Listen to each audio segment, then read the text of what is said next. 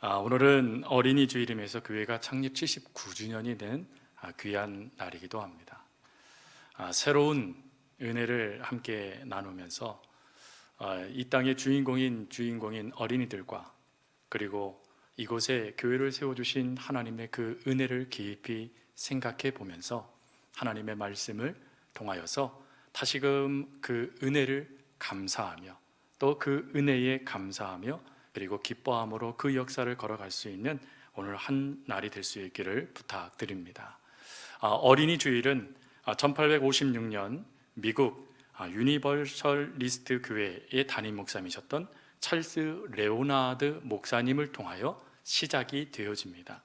그리고는 1883년 장로교를 비롯한 많은 기독교 종파들이 이 6월 둘째 주를 어린이 주일로 지키고 지금까지도 그 주일을 지키며 아이들을 되돌아보며 하나님의 은혜에 감사하고 있죠.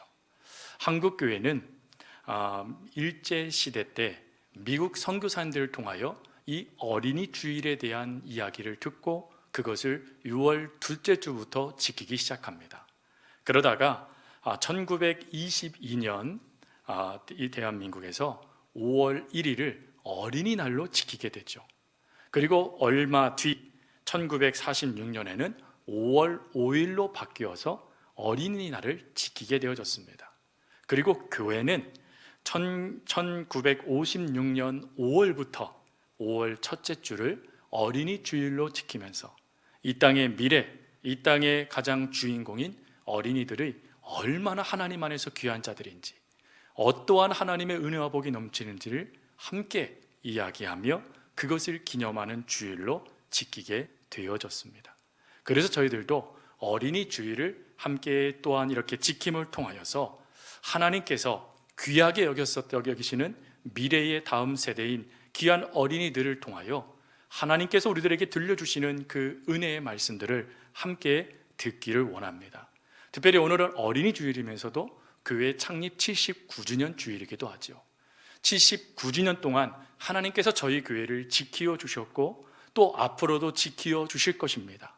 그러면 그 은혜를 바라보면서 우리 어떠한 마음으로 하나님의 은혜 가운데 살아가야 될 것인가에 대한 것도 오늘 본문을 통하여서 함께 그 은혜를 나누겠습니다. 아프니까 청춘이다 라는 책을 쓴 김남도 교수님이 그런 말을 했습니다. 우리는 과거를 돌아보고 미래를 생각해야 한다. 과거의 삶이 현재의 거울이 되고 현재가 미래의 꿈이 될 수 있도록 말이다 라고 이야기를 했습니다. 즉 과거에 우리가 반드시 기억해야 될 것이 있다는 것입니다. 그리고 그 기억해야 될 그 모습이 현재의 모습의 거울이 되고 그것이 미래를 나아갈 수 있는 힘을 얻게 만들어 준다라는 것입니다.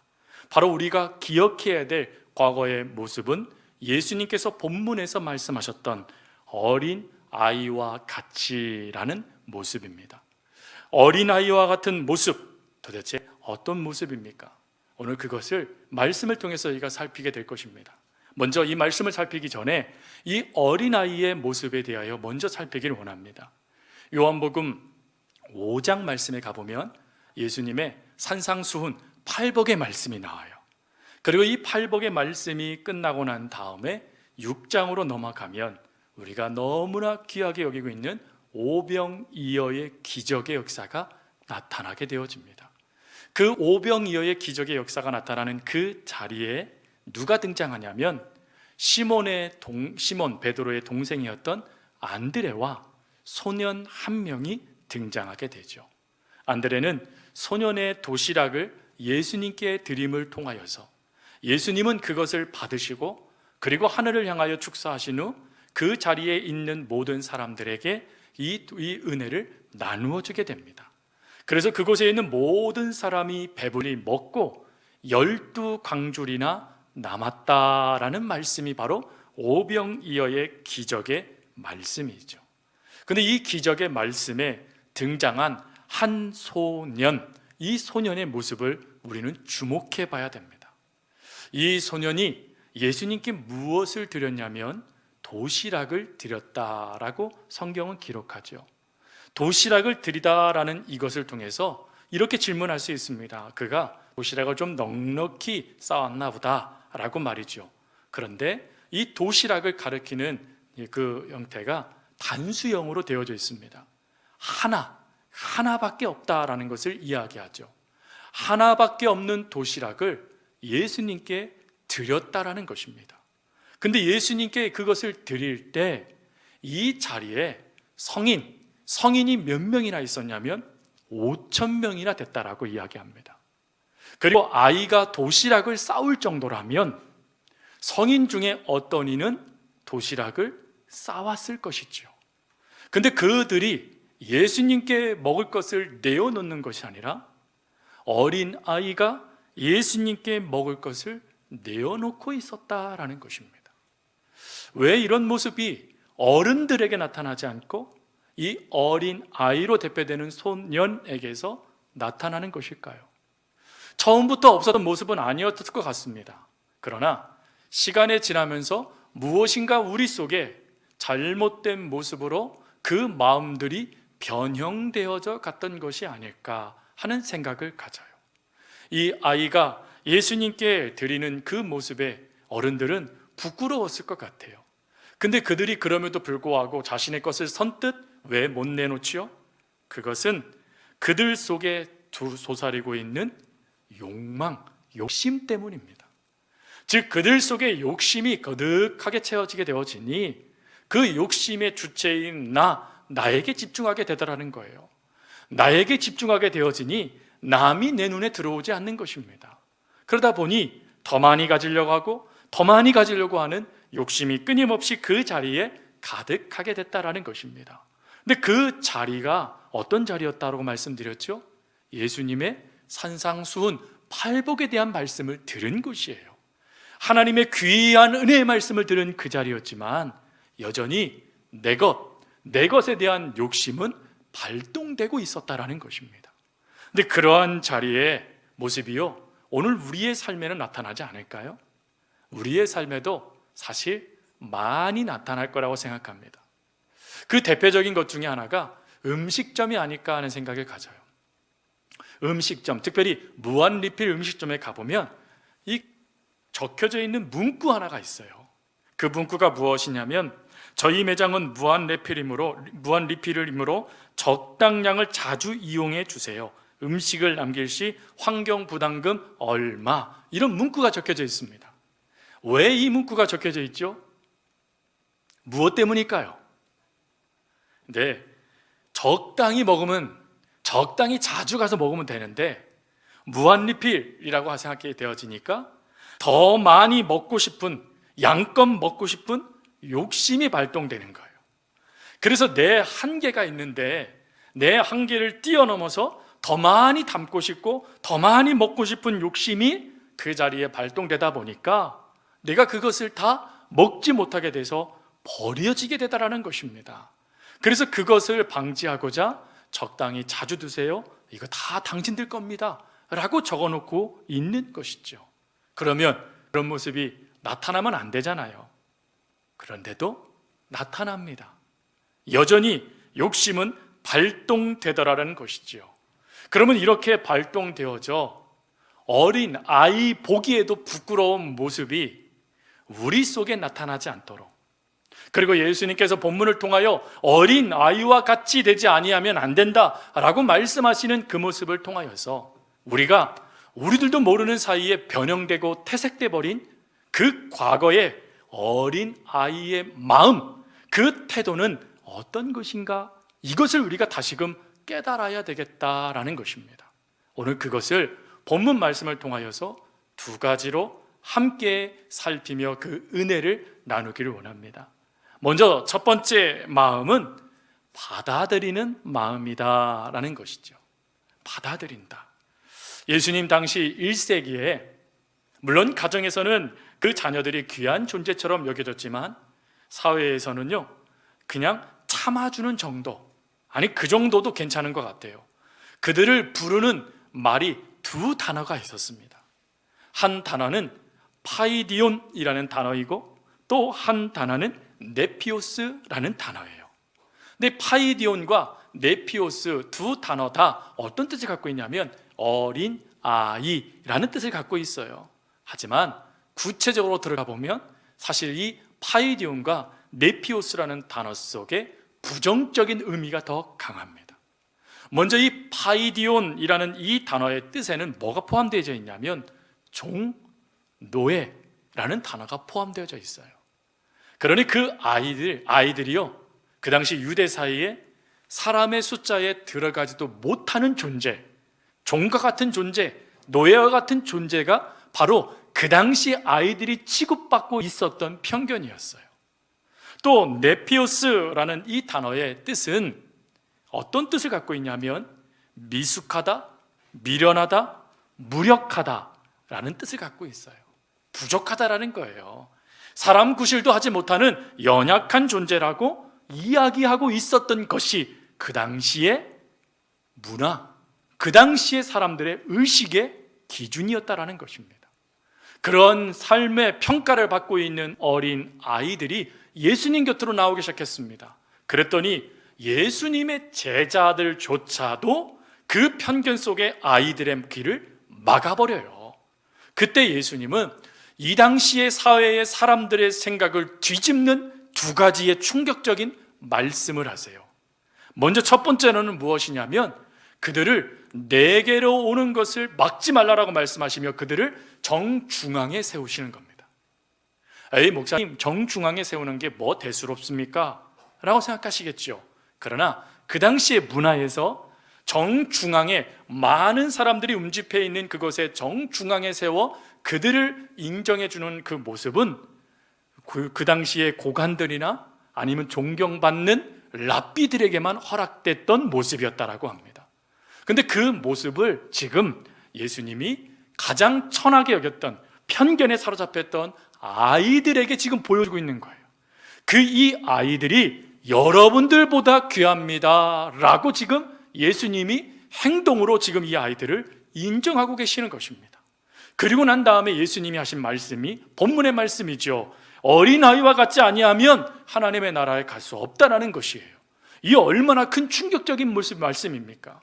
그 당시의 모든 기준은 랍비, 모든 기준은 사람들에게 인정받는 사람들의 모습이었어요. 천하고 비난받고 미숙하다라고 말하고 있는 어린이들이 아니라 그래도 사람들에게 박수받고 있는 이들이 모든 사람들의 기준이었는데 예수님은 그 기준을 뒤집으셔서 하나님 나라의 기준, 하나님의 기준은 어린아이와 같아야 되는 것이라고 말씀하신 거예요. 그러면 어린아이의 어떤 모습을 하나님은 기준으로 삼으신 것입니까? 오늘 본문과 마가복음 10장 15절 말씀을 보면 반복되는 한 단어가 나와요. 우리 먼저 마가복음 10장 15절을 같이 읽겠습니다. 시작. 내가 진실로 너에게 이르노니 누구든지 하나님의 나라를 어린아이와 같이 받들지 않는 자는 결단코 그곳에 들어가지 못하리라 하시고. 아멘. 이제 오늘 본문을 보십시오. 여러분, 오늘 본문 말씀 17절 말씀 같이 한번 읽겠습니다. 17절입니다. 내가 진실로 너희에게 이르노니 누구든지 하나님의 나라를 어린아이와 같이 받아들이지 않는 자는 결단코 거기 들어가지 못하리라. 아멘. 여러분, 두 구절에서 반복되는 단어가 뭐죠? 어린아이와 같이 받아들이지 아니하면, 받아들이다 라는 단어가 나오죠. 여기서 이 받아들이다, 받들다 라는 이 단어의 뜻은 온전하게 수용하다, 의심하지 않고 받아들이다 라는 뜻이에요. 즉 하나님의 나라는 하나님의 귀한 말씀을 의심하지 않고 받아들이는 자들, 그 말씀을 수용하여 내 것으로 삼고 살아가는 자들에게 허락되는 은혜라는 것이에요. 여러분, 이 은혜 저와 여러분 가운데 있으십니까? 신앙생활을 해나가면서 우리가 자꾸 부끄러워지는 것 중에 하나가 바로 이 부분이에요. 하나님의 말씀이 매주마다 아니면 매일마다 우리들에게 그 말씀이 주어집니다. 근데 그 말씀이 주어질 때 그 말씀을 여러분 100% 수용하십니까? 의심 없이 아멘, 이렇게 될 줄 믿습니다 하면서 그 믿음의 걸음을 걸어가십니까?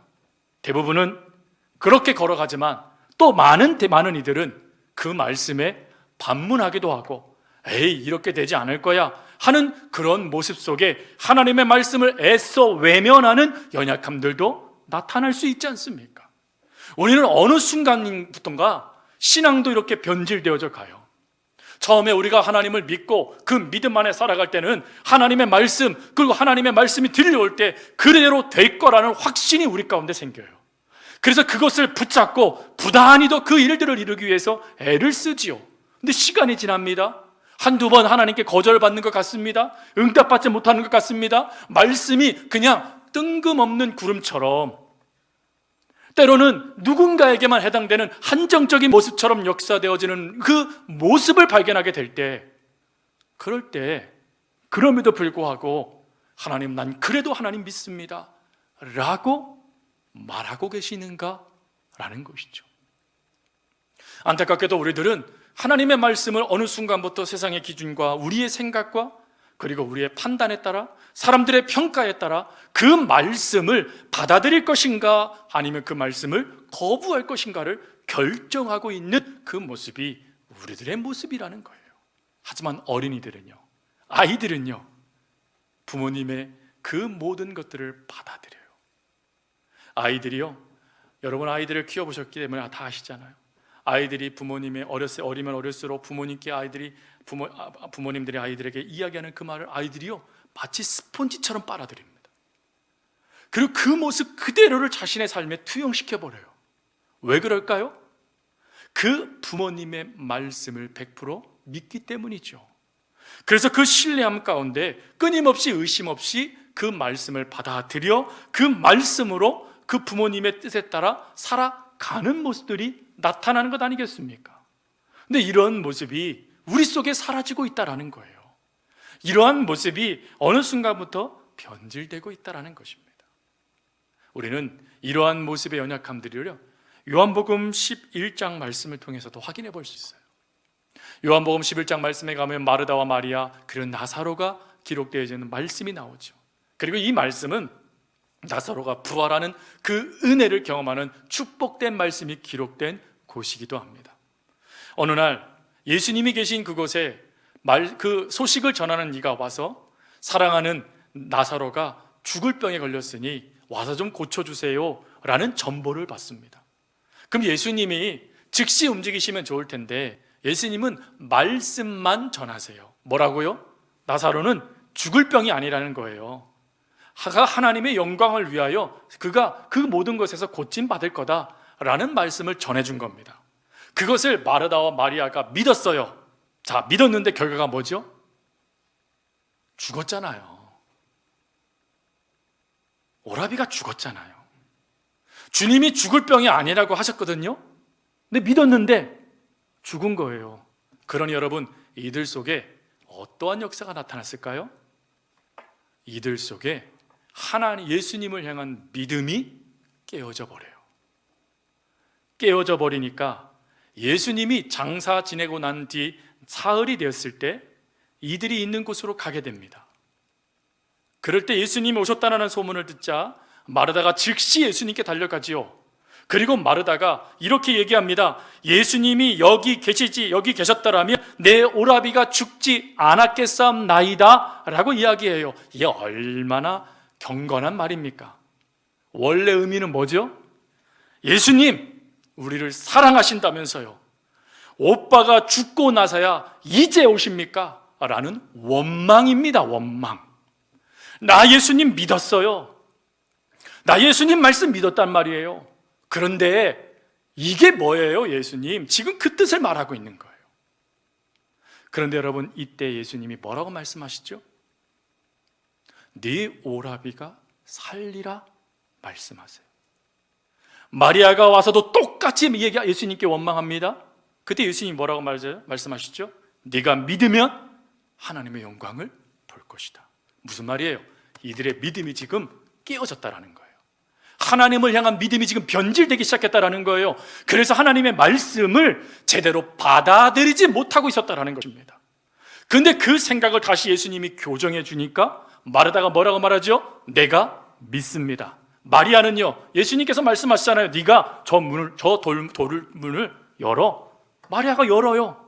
결과는요, 받아들임으로 순종했더니 오라비가 살아나더라는 거예요. 성도 여러분, 우리 삶에도요 수많은 문제들이 있어요. 안타깝게도 우리의 삶에 문제가 하나만 주어진다면 얼마나 좋겠습니까? 그러나 매일매일 새로운 문제들이 우리 삶에 다가와요. 그리고 그런 문제들 삶 속에 처음에는 믿음으로 반응합니다. 하나님의 말씀을 받아들여요. 근데 시간이 지날수록 어떠한 변화도 주어지지 않는다는 것을 깨닫게 되는 순간부터 안타깝게도 우리들의 믿음은 바닥을 치기 시작하죠. 근데 그때에 주님은 여전히 말씀하신다는 거예요. 네가 살게 될 거야.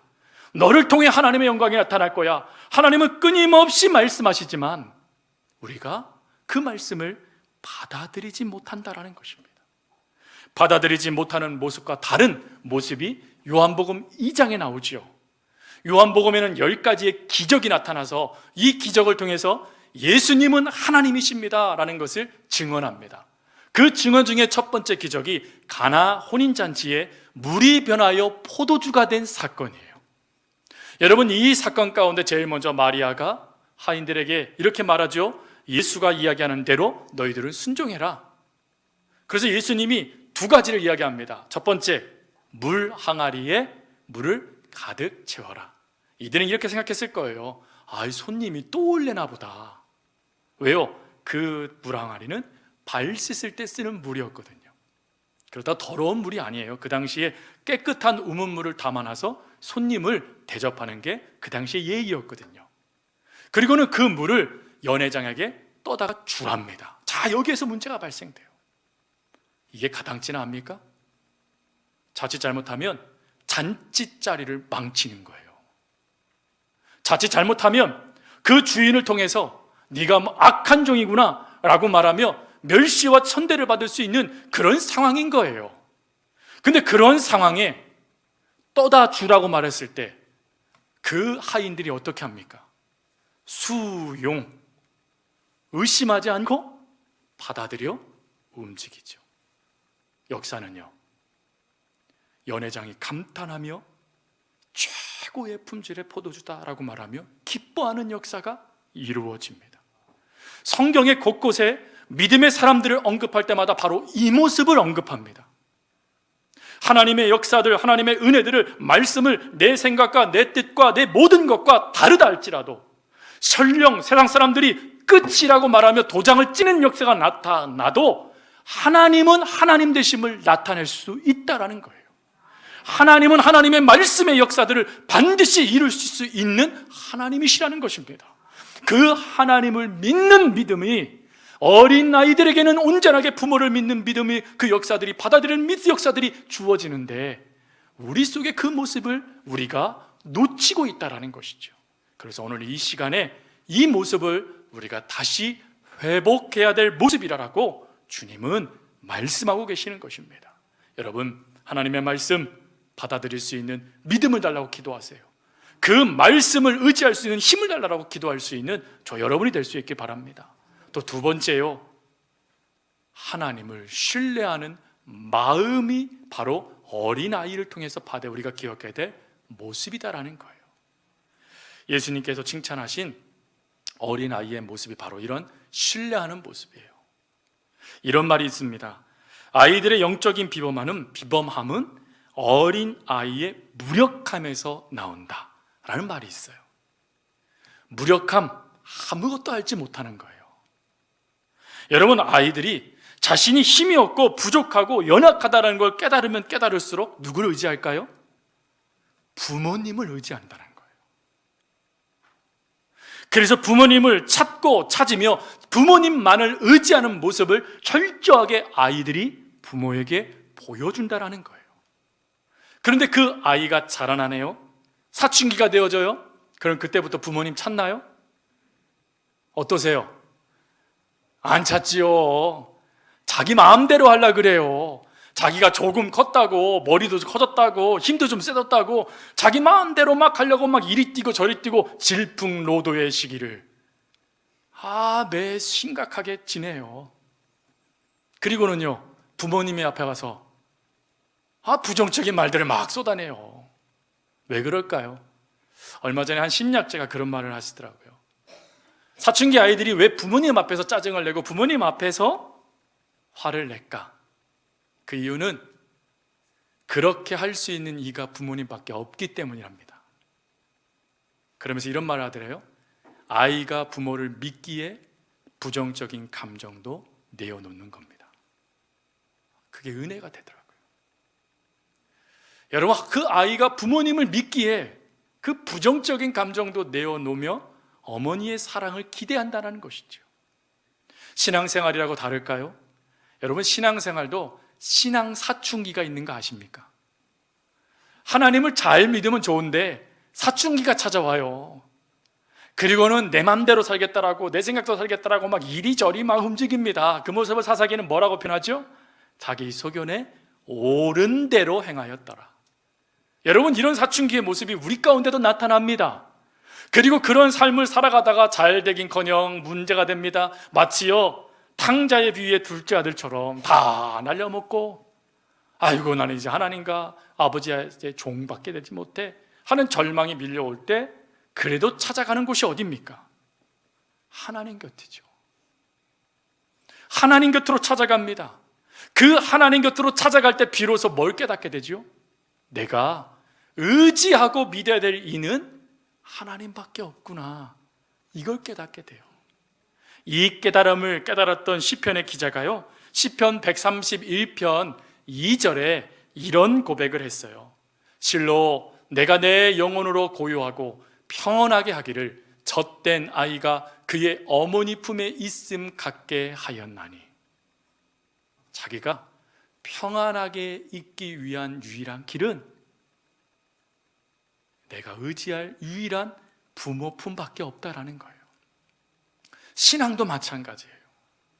신앙도 저와 여러분들이 온전하게 의지하며 의탁하며 신뢰하는 유일한 분은 하나님밖에 없어요. 우리가 조금이라도 뭔가 할 수 있다고 생각이 되어지고 조금이라도 내가 힘이 있다고 생각되어지면 안타깝게도 우리는 하나님 찾지 않아요. 그러나 무력하다라는 생각이 밀고 들어오면, 그때가 되면 우리는 하나님 찾지 않습니까? 우리 그 모습 야곱을 통해 발견하잖아요. 야곱이 삼촌의 집에서 거부가 되어집니다. 그리고 그 때를 이끌고 고향 땅으로 가게 되어지는데 비보를 받습니다. 형이 군사를 이끌고 오고 있다는 거예요. 이유는 하나, 원수 갚기 위해서요. 그래서 야곱이 자신의 술수를 버립니다. 자신의 힘을 의지하지요. 그래서 때를 나누기도 하고 심지어 가족도 사랑의 상중하 나누어서 분리해서 보내요. 그리고는 여차하면 자기 혼자 도망가려고 혼자 남지요. 여전히 그는 속이는 자입니다. 여전히 그는 자신을 의지하는 자였죠. 그렇게 의지하는 자에게 누가 찾아오시냐면 하나님이 찾아오세요. 그리고는 씨름을 하세요. 여러분, 씨름한다 그러니까 우리나라는 즉시 삿발을 맺겠구나 생각되시잖아요. 근데 그게 아니라 이 씨름이라는 이게요, 격투기랍니다. 격투기. 격투기는 뭐죠? 상대방을 쓰러뜨리지 않으면 내가 죽는 거예요. 이 격투기가 발전해서 무술이 됐다라고 하더라고요. 그러니 여러분, 이 싸움을 걸어오시는 주님의 그 힘에 이 야곱이 견딜 수는 있겠습니까? 이건 게임이 되지도 않는 거예요. 근데 그럼에도 불구하고 밤이 새도록 씨름을 했답니다. 저는 이게 좀 이해가 안 돼요. 하나님이 한순간에 휙 하면 넘어질 텐데요. 제가 둘째 아이를 이제 키울 때, 이 사내 아이니까 자꾸 저한테 씨름을 하자라는 거예요. 씨름을. 그래서 제 엉덩이를 그 고사의 손으로 딱 여기를 잡고 막 용을 씁니다. 제가 넘어갈까요? 아빠들의 특징이 하나가 있어요. 경쟁이 붙으면 안 집니다. 절대 안 져요. 그냥 버팁니다. 제가 버팁니다. 그러다가 집사람의 사랑의 눈빛이 저에게 와요. 그리고는 제가 넘어지죠. 야, 너 힘 세구나. 근데 여러분, 그 모습이 갑작스럽게 떠오르는 거예요. 지금 죽자 살자 힘쓰고 있는 이는 야곱이에요. 야곱. 하나님은요, 힘쓸 필요도 없어요. 밤이 새도록 그가 네 힘으로 안 되잖아, 그러니 너 나를 의지해야 돼, 끊임없이 말씀하셨을 것 같아요. 근데 듣지를 않네요. 그러니까 어떡하죠? 엉덩이 뼈를 어긋나게 하셨어요. 저는 이것도 은혜라 생각해요. 여러분, 하나님의 힘은, 하나님의 손을 스치기만 해도 죽습니다, 우리는. 근데 하나님의 은혜로 그 뼈만 어긋나게 하시는 거예요. 어긋나는 순간 야곱에게 놀라운 변화가 나타나요. 그 변화를 창세기 33장 30절부터 31절에 이렇게 기록되어 있습니다. 그러므로 야곱이 그곳 이름을 브니엘이라 하였으니 그가 이르기를 내가 하나님과 대면하여 보았으나 내 생명이 보존되었더라. 비로소 그 하나님이 보이기 시작했다라는 거예요. 하나님이 보이기 시작하니까 자신의 무능함이 깨닫게 되어지니까 자신에게 찾아오신 그 하나님을 의지함으로 그 역사가 시작되어집니다. 그래서 그의 이름이 속이는 자, 너를 의지하는 자에서 이스라엘, 하나님이 함께하는 자로 바뀌어지는 복을 경험하게 되어지는 것이죠. 사랑하는 성도 여러분, 우리 하나님은 말씀으로 천지를 창조하신 분이세요. 우리 하나님은 말씀하신 것을 단 하나도 어김없이 이루어 주시는 분이세요. 그 하나님을 여러분 신뢰하셔야 된다는 거예요. 만약에 여러분들 자녀들이 여러분들을 신뢰하지 못하고 늘 불안해하고 걱정하고 근심하고 넘어져 있고 쓸쓸해하고 있다면 그 모습을 바라보는 부모의 마음이 얼마나 답답하고 힘들겠습니까? 하물며 하나님께는요, 하나님이 아버지시라면서요, 하나님이 구원자이시라면서요, 하나님이 능력자이시라면서요, 그러면 그 믿음 그대로, 여러분들의 무능함 그대로를 가지고 주님 앞에 나가면 되는 것 아니겠습니까? 오늘 그 마음을 하나님은 우리가 회복하기를 원하신다라는 것입니다. 말씀 정리합니다. 창립 79주년을 맞은 이 시점에도 이 두 마음은 중요해요. 우리가 하나님의 말씀을 붙들고 그 말씀대로 살아가고 그 하나님을 의지하면 우리 교회에 하나님은 끊임없이 복을 주실 거예요. 그것을 결단하는 이날이 돼야 되고, 또 어린이 주일을 통하여서 우리가 과거에 갖고 있었던 그 부모의 말씀을 받아들였던 그 모습, 부모님을 신뢰하며 그 부모님만을 의지했던 그 모습을 하나님께도 우리가 드려야 된다는 것을 오늘 말씀을 통하여 하나님은 우리에게 말씀해 주셨으니 뭐 하면 될까요? 다짐해야죠. 결단해야지요. 하나님의 말씀을 받아들이며 그 말씀을 신뢰하고 살아갈 수 있는 저희가 되게 해주십시오. 그 말씀 속에 하나님 세상 사람들의 말을 덧붙이는 것이 아니라 그 말씀만 붙잡으며 온전히 우리를 사랑하시되 죽기까지 우리를 사랑하셨던 그 하나님을 사랑하며, 하나님, 제가 신뢰하며 나아갈 수 있는 믿음을 달라라고 기도하며 나아갈 때 기적, 은혜, 복은 우리들에게 마치 엄마 품에 있는 아이처럼 역사되어질 것입니다. 그러니 이걸 믿고 이 모습을 회복하며 믿음으로 살아갈 수 있는 우리 성도님들 될 수 있기를 간절히 주님의 이름으로 부탁드립니다.